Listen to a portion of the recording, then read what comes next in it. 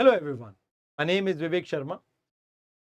Today we will be discussing three articles, दो polity से हैं, एक सिक्योरिटी टॉपिक से है. यहाँ पे सिक्योरिटी टॉपिक में आईएनएस इक्शक के बारे में हम डिस्कस करेंगे.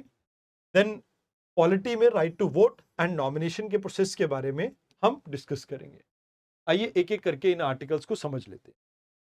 रिसेंटली एक केस पहुंचा सुप्रीम कोर्ट में और सुप्रीम कोर्ट में यहां पर सरकार ने ये कहा कि देखिए जो राइट टू वोट है ये एक स्टैट्यूटरी राइट है, whereas freedom of voting ये फंडामेंटल राइट के अंडर आता है, जो कि सुप्रीम कोर्ट ने वेरियस केसेस जैसे लिली थॉमस केस में इसको रिकॉग्नाइज किया था कि भाई freedom of speech and expression यानी article 19 clause 1 sub clause A के अंडर ये आपका फंडामेंटल राइट है. तो कहा जाता है कि भाई एक केस आया जहां पर चैलेंज किया गया कि भाई सेक्शन 53 क्लॉज 2 जो है रिप्रेजेंटेशन ऑफ पीपल एक्ट जो अनकंटेस्टेड इलेक्शंस को सपोर्ट करता है, इसको हटा देना चाहिए. अब क्या बात है यहां पे उसे समझ लेते हैं. देखिए यहां कहा जाता है कि भाई जो अनकंटेस्टेड सीट है यहां पे कहीं ना कहीं जो एक्सप्रेशन ऑफ डिससेटिस्फेक्शन है आप उसको तो मौका दे ही नहीं रहे. यानी जो नोटा है नन ऑफ द अबव वो भी तो एक कैंडिडेट हो सकता था और वहां पर उसको अगर वोट ज्यादा मिलते तो.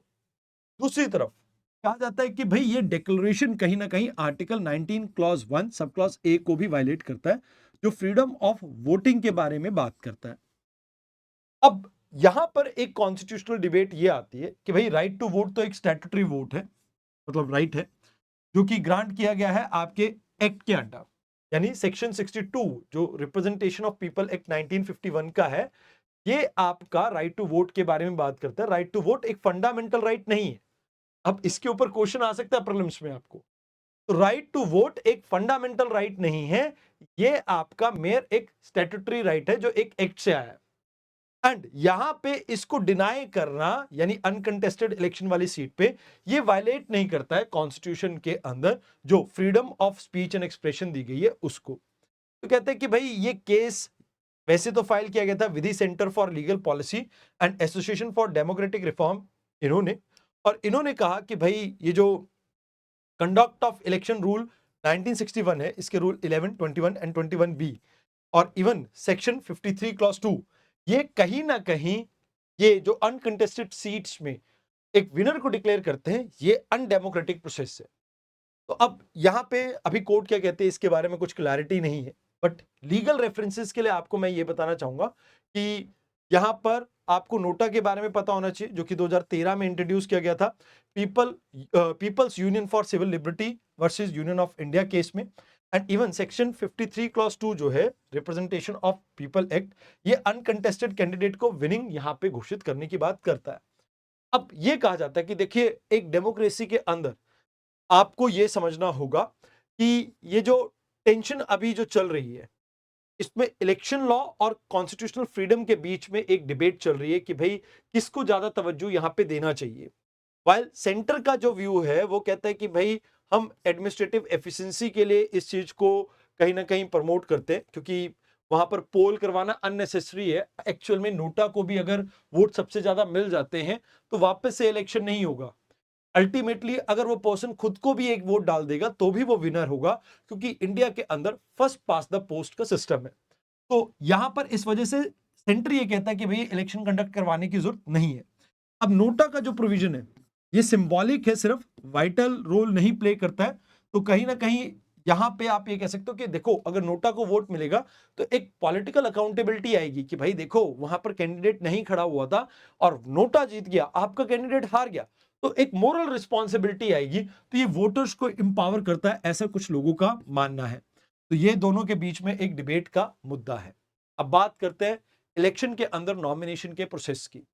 देखिए अभी ये क्रिटिसाइज किया जा रहा है कि हमारा जो नॉमिनेशन का प्रोसेस है उसमें प्रोसीजरल चीजों के ऊपर बहुत ज्यादा ध्यान दिया जाता है रादर देन यहां पर transparency, accountability and ethical conduct के ऊपर बहुत कम आप ध्यान देते हैं. कहा जाता है कि लेट्स से किसी कैंडिडेट ने कुछ भी एफिडेविट या कोई भी अपने नॉमिनेशन फॉर्म के अंदर चीजें भरी हैं, जैसे सेक्शन 33 है रिप्रेजेंटेशन ऑफ पीपल एक्ट 1951 का, यहां पे उसे अपने assets, liability, education qualification and criminal cases के बारे में बताना होता है. तो कहते हैं कि भाई इसकी प्रॉपर स्क्रूटनी नहीं की जाती है. सिर्फ प्रोसीजर को पूरा करने के ऊपर ध्यान होता है, रिटर्निंग ऑफिसर इसे सफिशिएंटली इन्वेस्टिगेट नहीं करता है। और यहां पे फोकस ये रहता है कि भाई ब्यूरोक्रेटिक कंप्लायंस के ऊपर, कि भाई जो कागज में लिखी हुई चीजें हैं वो सारी फुलफिल कर दो आप। तो यहां पर इस वजह से आपको क्या देखने को मिलता है कि बस फाइलिंग, सिग्नेचर और पेपर वर्क के ऊपर ध्यान होता है, रादर देन आप ऑनेस्टी एंड कंप्लीटनेस के ऊपर ध्यान दें। मतलब जो सेल्फ डिक्लेरेशन है, कहीं अगर उस पर्सन ने फॉल्स एफिडेविट दिया है या उसके ऊपर कोई पेंडिंग क्रिमिनल केस है जिसके बारे में उसने ब्यौरा नहीं दिया है, इसके ऊपर कोई भी ध्यान यहां पे नहीं होता है। तो कहा जाता है कि यहां पर आपको अकाउंटेबिलिटी की भी कमी देखने को मिलती है। इलेक्शन कमीशन के पास वैसे तो इतनी मैन पावर होती नहीं है। अब यहां पर आर्टिकल 324 ये इलेक्शन कमीशन को पावर देते हैं कि भाई ये free and fair election conduct करवाएगी। बट यहां पे अगर कोई फॉल्स डिस्क्लोजर देता है तो ये ऑपोजिशन पार्टी के कैंडिडेट या सिविल सोसाइटी के ऊपर बोझ डला हुआ है कि भाई ये इंश्योर करेंगे कि भाई उस पर्सन के फ्लॉज को आप पकड़े। तो यहां पर ये अंडरमाइन करता है वो स्पिरिट जिसमें मैं कहता हूं कि फ्री एंड फेयर इलेक्शन आपको कंडक्ट करवाना है।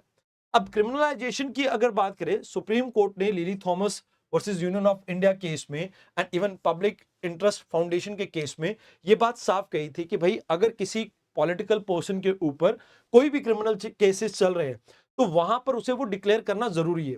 एंड इवन लॉ कमीशन और वोहर कमेटी ने भी कई बार कुछ रिकमेंडेशंस दिए थे, बट आज तक उनको इंप्लीमेंट नहीं किया गया।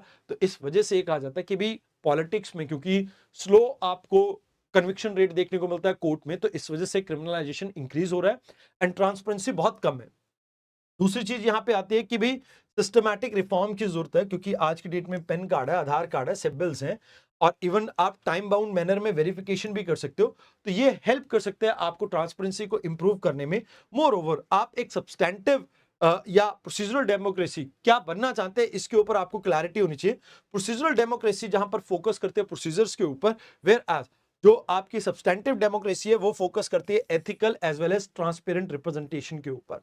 तो ये जेन्युइन क्वालिफिकेशन के ऊपर फोकस होता है, ऑनेस्टी ऑफ द कैंडिडेट के ऊपर फोकस होता है। तो कहा जाता है कि भाई देखो यहाँ पे रिप्रेजेंटेशन ऑफ पीपल एक्ट के अंदर आप लाइक देखते हैं कि क्या क्वालिफिकेशन होनी चाहिए, क्या डिस्क्वालिफिकेशन होनी चाहिए, नॉमिनेशन कैसे होती है कैंडिडेट की, इसके बारे में बताया गया। आर्टिकल 324 आपके इलेक्शन कमीशन को इंपावर करता है कि वो सुपरवाइज करेगी इलेक्शन को। हाँ, कुछ केसेस हैं जिसके बारे में मैंने आपको पहले ही ऑलरेडी बता दिया। अब बात करते हैं आज के आखिरी आर्टिकल की। देयर इज अ वेसल जिसके बारे में हम बात करेंगे। ये वेसल का नाम है आपका इक्शक। इक्शक क्या है? ये थर्ड सर्वे वेसल है जो आपके मरीन टाइम डोमेन में अवेयरनेस को इंप्रूव करेगा। यानी ये सर्वे वेसल है जो कि हाइड्रोग्राफिक सर्वे कंडक्ट करेगा एंड यहां पर safe navigation and marine charting का काम करेगा, जो कि बहुत इंपॉर्टेंट है किसी भी ऑपरेशन के लिए। वैसे ये ह्यूमैनिटेरियन असिस्टेंस में भी हेल्प कर सकता है and even medical support operation में भी आपकी हेल्प कर सकता है। तो अगर इसकी बात की जाए तो ये क्या करेगा, पोर्ट्स की अप्रोच कैसे होनी चाहिए, इन्वायरमेंट की स्टडी एंड इवन जो naval and civil maritime operations होते हैं उनको किस तरह से सक्सेसफुली हम कंडक्ट कर सकते हैं, उसके ऊपर इसका फोकस रहेगा।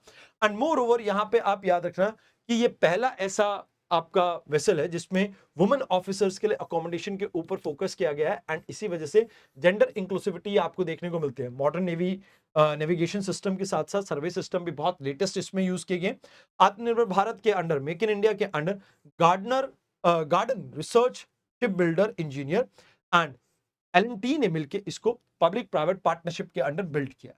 याद रखना इसमें ड्यूल कैपेबिलिटी है, सर्वे और ह्यूमैनिटेरियन एड के अंदर ये हेल्प कर सकता है। एंड इंडिया क्योंकि इंडियन ओशन रीजन में नेट सिक्योरिटी प्रोवाइडर है तो इसके लिए बहुत इंपॉर्टेंट हो जाता है। मोर ओवर ये जेंडर इंक्लूसिविटी को प्रमोट करता है एंड इससे आने वाले समय में हाइड्रोग्राफिक हमारी जो सर्वे है वो और बेटर हो पाएंगे and even marine time safety and blue economy को भी हम ज्यादा बेटर वे में प्रमोट कर पाएंगे। तो ये चीजें हैं जो आपको यहाँ पे याद रखनी थी। अब आज के इस वीक की डिस्कशन हमारी खत्म होती है। नेक्स्ट वीक हम नई डिस्कशन के साथ आएंगे, तब तक के लिए अलविदा।